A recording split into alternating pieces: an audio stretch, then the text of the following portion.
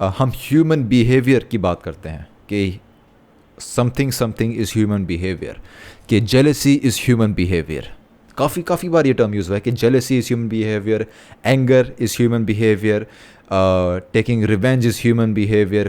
On this podcast, I want to say that there is nothing such as particularly human behavior. जो human behavior की बात कर रहे हैं ना, it is simply life behavior. कोई भी existent life form अगर हमारी जगह पे होता, it would behave in the same exact way. There is no such thing as human behavior. Life simply evolves to act a certain way. Hello everyone, welcome back to the Pambi Freeman podcast. मैं हूं आपका host Pambi, as you known me and as you heard me on या I am back with another podcast because मेरे को particularly काफ़ी एक interesting topic मिला था जिसके ऊपर मैं काफ़ी बार सोचा हूं। So today I find a topic and topic revolves around consciousness. बहुत ट्रिकी वर्ड है यार बोलने को। कॉन्शियसनेस के ऊपर ये टॉपिक था और मेनली मेरा एक अंदर से एक नॉट अ डिसअपॉइंटिंग फीलिंग है, बट ह्यूमंस काफ़ी हद तक ना दूसरी स्पीशीज़ को काफ़ी नीचे मानते हैं।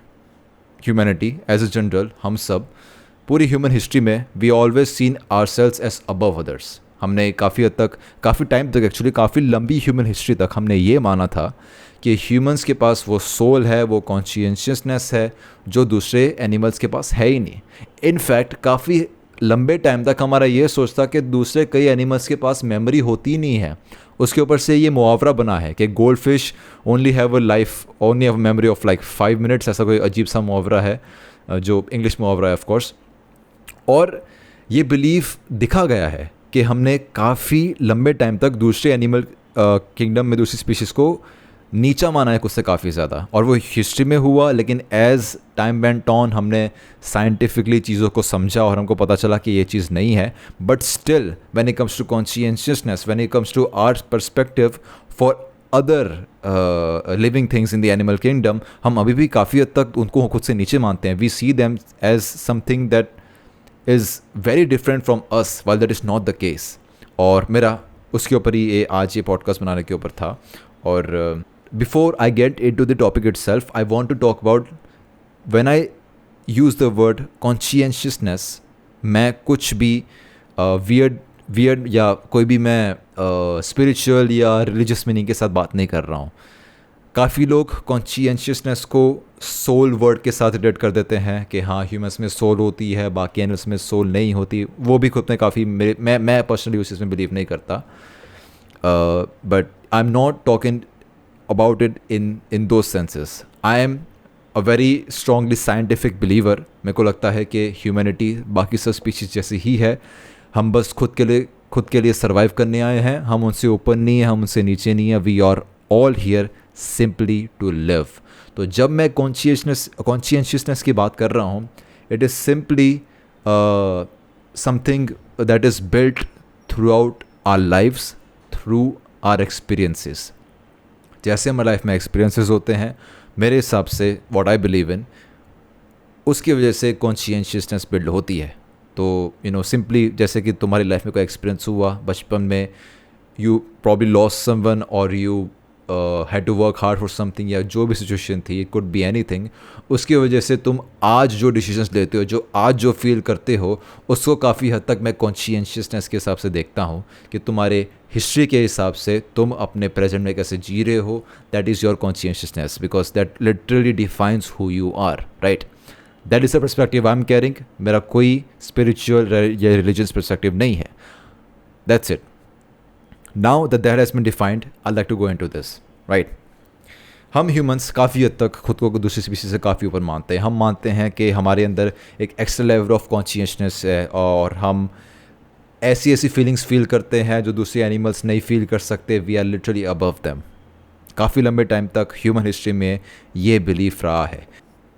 जो पर्टिकुलर चीज़ें हैं जिसको हम ह्यूमैनिटी के साथ जोड़ते हैं, they have been seen in other species too. हम काफ़ी हद तक ह्यूमैनिटी के साथ ऐसे बात करते हैं कि हम ये टर्म काफ़ी यूज़ करते हैं कि हम ह्यूमन बिहेवियर की बात करते हैं कि समथिंग इज़ ह्यूमन बिहेवियर, कि जेलसी इज़ ह्यूमन बिहेवियर. काफ़ी बार ये टर्म यूज़ हुआ है कि jealousy is human behaviour, anger is human behaviour, taking revenge is human behaviour. काफ़ी बार इन टर्म्स का ह्यूमंस को दूसरे इंसानों को बेइज्जती करने के लिए इन टर्म्स का यूज़ होता है कि ये तो ह्यूमन बिहेवियर है, we have to rise above our human behaviour, our human tendencies to become a better human, वैसे ऊपर बात होती है. But I am on this podcast I want to say that there is nothing such as particularly human behaviour. जो human behaviour की बात कर रहे हैं ना, it is simply life behaviour. कोई भी एग्जिस्टेंट लाइफ फॉर्म अगर हमारी जगह पे होता, it would behave in the same exact way. There is no such thing as human behaviour. Life simply evolves to act a certain way, right. अभी human behaviour, हम जिस ह्यूमन बिहेवियर की बात करते हैं वो कैसे आया है, कैसे बना है. पूरी ह्यूमन हिस्ट्री में काफ़ी सारे ऐसे सिचुएशंस थे जिसकी वजह से हमने सर्वाइव करना सीखा. हमने थ्रेट को पहले ऐसा हुआ करता था कि जानवर आ गया तो हमको खुद को केव में छुप जाने का, खुद के बच्चों को बचाना पड़ेगा, वैसे सब करके. तो पूरी ह्यूमन हिस्ट्री में सर्वाइवल के ऊपर ही हमारा पूरा बिहेवियर बिल्ट है और हम उसी को ह्यूमन बिहेवियर बताते हैं. बट खाली हम थोड़ी हैं जो सर्वाइव करना चाहते हैं. Through out the history of earth itself, मैं अर्थ की बात कर रहा हूँ क्योंकि हमको पता नहीं है दूसरे प्लैनेट्स में लाइफ है कि नहीं, बट अर्थ की हिस्ट्री में बाकी एनिमल्स भी है जो इवॉल्व हुए हैं, जो सर्वाइवल के लिए उनने से कई सारी चीज़ें सीखी हैं. The best example of evolution in are case is simply हमारे कुत्ते, हमारे डॉग्स. कहाँ वुल्व्स होते थे और अभी इतनी 15, 16, 17, 18 स्पीशीज़, 17, 18 क्या मतलब कई 100 में स्पीशीज़, इतनी सारी स्पीशीज़ बन चुकी हैं. They have evolved in the way that they, in the situation that they were put into. So evolution is a thing that is seen in every species. और जैसे हमने हमारे सर्वाइवल के हिसाब से हमारा ह्यूमन बिहेवियर बनाया, वैसे ही दूसरे लाइफ फॉर्म्स ने भी उनका बिहेवियर बनाया है. ह्यूमन बिहेवियर की बात करते हैं, हमारे पास कई सारे एग्जांपल्स हैं. What is human behaviour? तो एक हमारे पास ह्यूमन बिहेवियर आता है कि जैसे फॉर एग्जांपल किसी ने किसी को मुक्का मार दिया मज़े के लिए. somebody is being a bully. being a bully is a human behavior. It is not a human behaviour.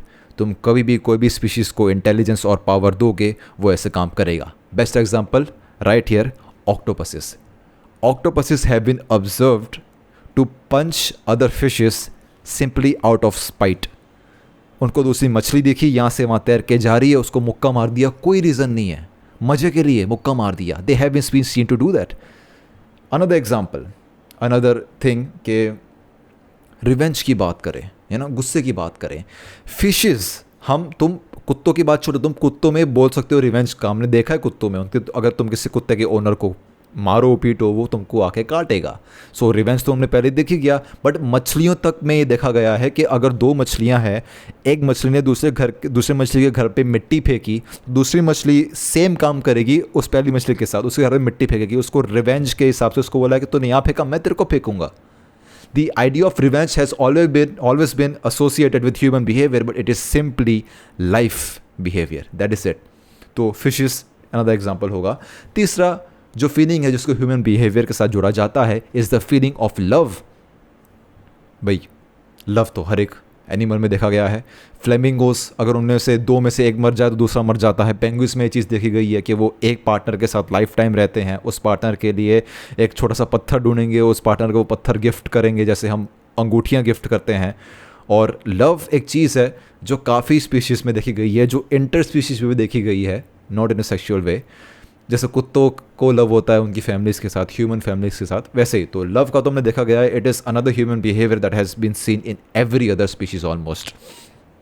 उसके अलावा the feeling of empathy, the feeling of care, ये तो हमको फैक्ट पता है कि दूसरे स्पीशीज़ में भी माओ को उनके बच्चों के लिए होता है. लेकिन लिटरली डॉल्फिन्स को देखा गया है कि अगर कोई इंसान पानी में तैर रहा है तो वो उनको बचाने के लिए आएंगे ताकि दूसरी शार्क्स उनको आके ना खा जाए. Like if there is a place in the ocean जहाँ पे एक इंसान तैर रहा है, ये काफ़ी स्टोरीज रिकॉर्डेड है. If I find the story I show it as a video right in front of you. कि एक स्टोरी थी एक बंदे की जो पानी में तैरा जा रहा था और उसको डॉल्फिन्स सर्कल कर रही थी उसके आसपास. एंड वो सर्कल इसलिए कर रही थी बिकॉज वो एरियाज़ में शार्क्स थी. उनको ऐसा लगा था कि ये या तो कोई इंसान है या कोई सील है जिसको खतरा है शार्क से, तो उसको बचाने के लिए उनके आसपास, उसको प्रोटेक्शन के लिए उसके आसपास थे. तो डॉल्फिन स्पीशीज़ को केयर फील होती है इंसानों के लिए. अनदर एग्जाम्पल, हाँ, काफ़ी एनिमल्स किंगडम में देखा गया है कि वो एक दूसरे के लिए खाना बचाएंगे. दे विल, अगर तुम आई थिंक एक्सपेरिमेंट था, मेरे को पता नहीं कौन सी स्पीशीज़ है, अगर मेरे को मिले मैं वीडियो चला दूंगा सामने, कि इस पर्टिकुलर स्पीशीज़ ने, अगर एक्सपेरिमेंट किया गया था इनके साथ कि अगर एक को ज़्यादा खाना दिया तो वो इंडिविजुअल जो ऑर्गेनिज्म है, जो भी है, वो खाने को बचा कर रहेगा अपने दूसरे मेंबर के लिए, कि उसको भी खाना मिले इन द इक्वल अमाउंट, कि उसको भी खाने को मिले. ये भी देखा गया है. और अभी मेरे को स्पीशीज़ नहीं पता, इसलिए मैं बोल नहीं रहा हूँ, मैं गलत नहीं बोलना चाहता कुछ भी. और उसके अलावा जो लास्ट एग्जांपल है जो मेरे पास, More than 450 vertebrates and more than 1,500 species overall engage in homosexual acts aplenty, illustrating that homosexuality isn't against nature, it's completely part of nature. Beetles, birds, bonobos, bats, Dolphins, orangutans, macaques, and penguins. dragonflies, albatross, dogs and cats, even lions all exhibit homosexual behavior. तो भाई इससे अच्छा तो कोई example है ही नहीं human behaviour का. And जिस तरीके से ह्यूमंस को, ह्यूमैनिटी को दूसरी स्पीशीज से डिफ्रेंशिएट करते थे, those differentiation don't really exist any more, because there is no such thing as human behaviour. Whatever we define as human behaviour, it is simply the behaviour of any life form in that situation. किसी भी और life form को तुम particular situation में डालो, वो same behaviour निकालेगा. There is no such thing as human behaviour, that is life's behaviour as it exists, right? And yeah, factually humans इतनी आगे हैं दूसरी स्पीशीज से, उसका यही कारण है कि we had an advantage. Humanity has a species had an advantage of intelligence, of communication, of very strong communication, and in many ways of innovation. Innovation intelligence के थ्रू आ जाती है. So I will say intelligence and communication. हम खुद से सोच के काफ़ी high level की थिंकिंग कर पाते थे, और हम हमारे खुद के आइडियाज़ को कम्युनिकेट कर पाते थे, ताकि जो इंडिविजुअल इंटेलिजेंस थी वो कलेक्टिव इंटेलिजेंस बन जाए. उसकी वजह से ह्यूमैनिटी इतनी आगे है. We have nothing special in us. I am a firm believer that we have nothing special in us. There is no such thing as a higher life form existing for us. क्योंकि काफ़ी religions में we talk about God's existence for humanity. I personally do not believe in that. If God exists, which he might, I don't know, but if there is a God, so humans are not special for him, not at all. We are just like every other animal species. हमारे पास simply advantage रहा है intelligence और communication का, उसकी वजह से हम आगे हैं. इन दोनों factors के अलावा we are exactly the same as every other life form. There is no such thing as I said, human behavior. Whatever we have seen in each other, हमने लाइफ का बिहेवियर देखा है, ह्यूमन बिहेवियर नहीं.